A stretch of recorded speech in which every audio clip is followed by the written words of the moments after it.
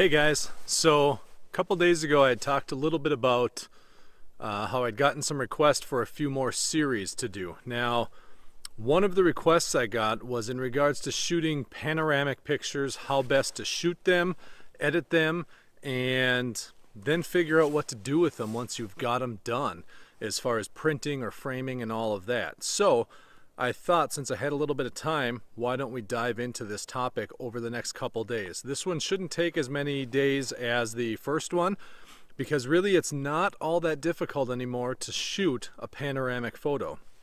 A lot of your cameras, I shoot the Fuji gear as we know, and I've got some modes on my camera where I can actually flip it into a panoramic mode, and the camera will automatically have me just pan across the scene, taking pictures the whole way and stitch it together for me.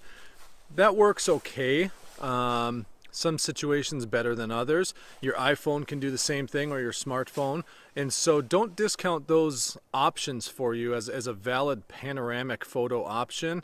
But if you're looking to do something a little more manual controlled and a little more focused, I'm going to show you how to do that in just a second here. So today we're outside. Behind me there's kind of a neat scene. Now this is a little bit of a tricky scene because we've got some light scattering through these pines, but I thought this scene was kind of cool because we've got all the pines. There's an old trail going into the woods here, and some, snow and everything hanging on the trees, as well as some nice structures laying across there to give a little bit of interest. Now I'm going to try and do something a little different with this panorama, and that is to shoot what's called a shallow depth of field panorama.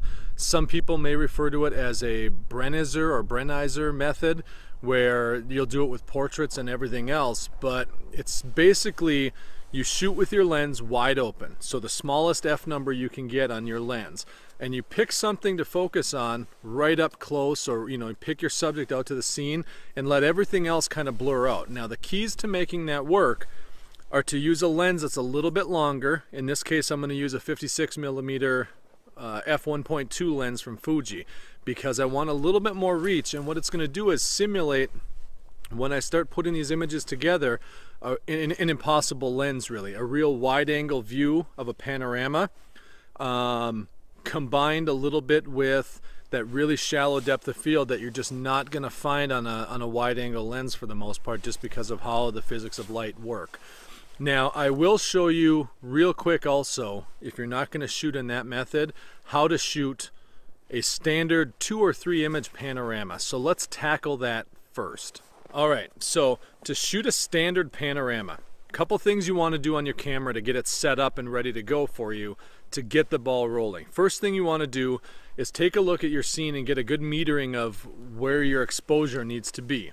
Now again, I do recommend shooting with a little bit more of a medium to telephoto lens for this, simply because it's going to limit the amount of distortion on each image. Because if you use a wide angle lens and then try and stitch those images together, you're going to get this kind of bubbly effect through the image, where the wider your angle, the more the image wants to curve and things like that on the outside. So find something around that 50mm range or higher and start there. Second thing you want to do, once you've metered for your scene, take note of what your camera is telling you those settings are, and then switch your camera over into a manual controlled exposure.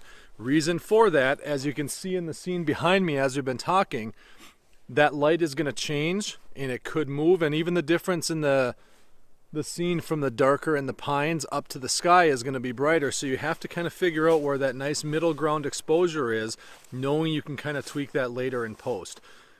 Once you have a manual exposure set, you have your camera set up on manual, basically then it's just a matter of framing up your scene, picking a point to start with, and this is again for a typical 2, maybe 3 image panoramic photo.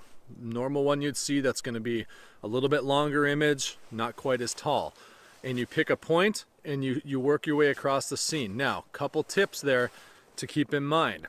If you shoot your camera like this, in landscape mode, meaning horizontal, you're going to end up with an image that's a lot longer than it is tall.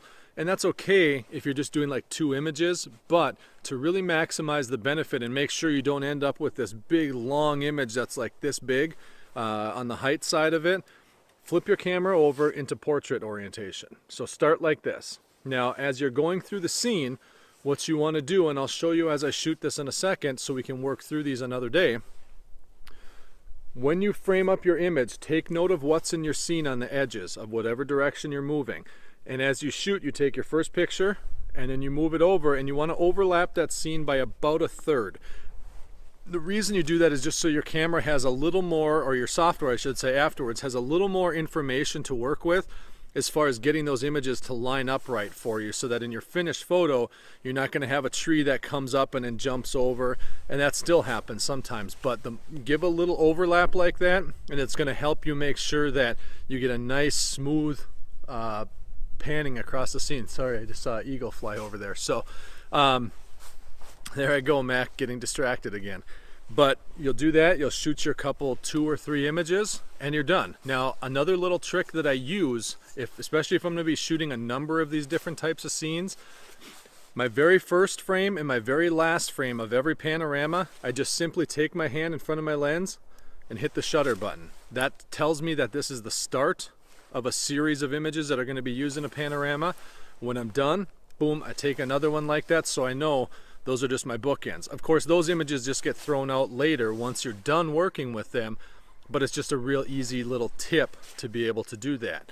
Now, to shoot a wide angle, shallow depth of field panorama like I'm going to do, everything is the same. The principles are the same as far as overlapping, as far as setting your camera to manual. The only difference is that for a standard panorama, usually you're going to want to shoot maybe f5.6, f8, so you can get more in focus from front to back. That's kind of the typical usage of it. What I'm going to do is I'm going to shoot at f1.2 and focus on, if you can see back here, there's a tree that's fallen laying across back there, and I'm going to try and focus on either that or this pine tree that's bent over, so you can kind of have a focal point of the image, and the rest is going to get all blown out of focus. So we'll try it out, hope they work. Sometimes, quite honestly, it's a lot of trial and error. You get things back on your machine after you take a bunch of images and you find out that, shoot, I missed a sequence or something like that, and it just doesn't line up and doesn't work. But we're going to give it a shot and see what happens. Now, when we're shooting the shallow depth of field panoramas, the one thing to remember there is that you're going to shoot not just 2 or 3 images side by side. You're basically going to start low, find that left edge of your frame, whatever you want that to be, and I tend to recommend give yourself a little breathing room on that side, on the edges, because you're going to have to crop into this picture, otherwise you're going to have these weird jagged edges all over your photo. But you start on that left edge of the frame, work your way across the bottom, and for me what works best is I move up one frame, work my way back across, move up, work my way back across, and up again, until you get enough images to capture whatever that final scene you want it to be. Could be 4 pictures, could be 15 pictures, you never know.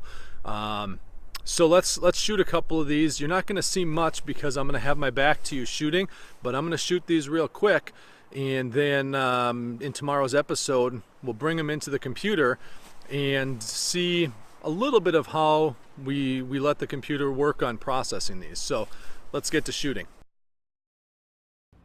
Alright, so right here I am shooting what ended up being a simple 4-image panorama, and then I'll switch over to my shallow depth of field panorama. Now, it took me a second to refocus and redial in the settings because I was changing apertures and things like that. Once we got started though, I went a little crazy with the shooting and ended up with a insane 45 images to make up this final shallow depth of field panorama.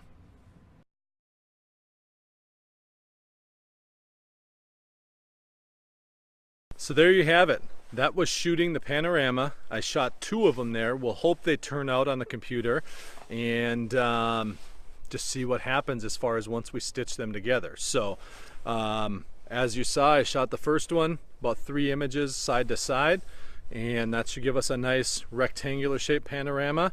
And then I shot the second one starting in the bottom, working my way up, back and forth all the way. And what I did is I tried to focus on the scene all the way from the far left all the way to the right and all the way up as high so I could capture the whole tree line and everything else, which is going to be kind of this area here. I'm going to spin around and show you.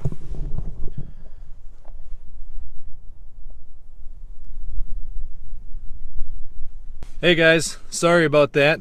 Ran out of battery, wasn't thinking clearly, and was shooting some video there. Had the tripod with my phone sitting out on the roof of my car, using it to get some elevation. And with these cold temperatures, just a good reminder for you, always watch your batteries, have spares with you. Of course, with my phone, nothing I could do but plug it in and wait for it to recharge, but the cold weather completely just killed my battery. So as you'll see, I shot that whole big scene. I also included a couple images I'm going to show you when we do the video tomorrow about why you wouldn't necessarily want to just shoot that with, say, a wide angle lens and what the differences are, because you certainly could do that, but they are a little different. So you guys take care, and I will talk to you tomorrow.